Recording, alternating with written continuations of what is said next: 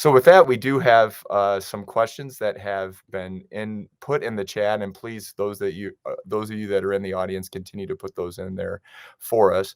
I'll throw out this one, and it's by Samuel Bradshaw, uh, asking, are there any ethical frameworks from contemporary research that are particularly important to include in ethics curriculum today? So, are there particular frameworks that, in addition to all the issues that we get to, all the topical issues and/or all of the sort of purposes that you want to have in your classroom and in your class covered? Are there any particular ethical frameworks that you would say are the most important ones to cover? And/or let me just add on a little bit there, are there some additional ones that maybe are a little bit newer or more recent developments that we need to include? So I don't really have a preference on who takes that. Whoever is ready to go, please go right ahead.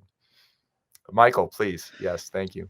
So I read this a couple of moments ago and immediately had a panic attack about remembering what the most important frameworks are, either current or otherwise. But then I think there's a response to this that might subtly change the question, which is how do you figure out what perspectives are needed, what frameworks are needed? And one thing that I've been trying to do more self-consciously has been to increase the number of first personal perspectives of how it is that we understand the intuitive sense of wrongness that many of us have when we examine certain things going on in the world, and then you figure out how those perspectives can lead to a change in what sorts of theoretical writings that we need to include. So here are two examples from some of the teaching I've done recently.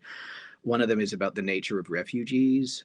We often speak about refugees as a sort of problem, quote, for us in terms of how do we deal with this cost. And in fact, the experience of being encamped is itself a sort of deeply morally fraught circumstance. And some recent work by Serena Perec has tried to use theorists like Giorgio Agamben and the reduction to mere biology towards mere species being.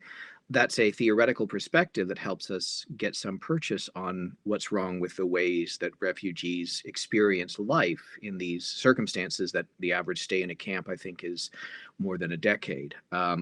Another example from a former student of mine is the experience of women crossing borders in a time of increasing policing of the bodies of people who present as women, especially under circumstances of pregnancy, and the ways in which the woman's body is deemed transparent at the borders. Now, the first personal narratives of women writing about this, they lead naturally to a discussion of things in philosophy like epistemic injustice, Miranda Fricker's work on how the ascription of knowledge and expertise and authority over one's own self requires a certain language that needs to be taken seriously or not by others. This is a very long-winded way of saying that I think increasingly we have to let the issues dictate the theory as to which sorts of theories are going to take precedence in our teaching. And I say this as someone who is making almost a confession against interest, because at heart I'm a theorist.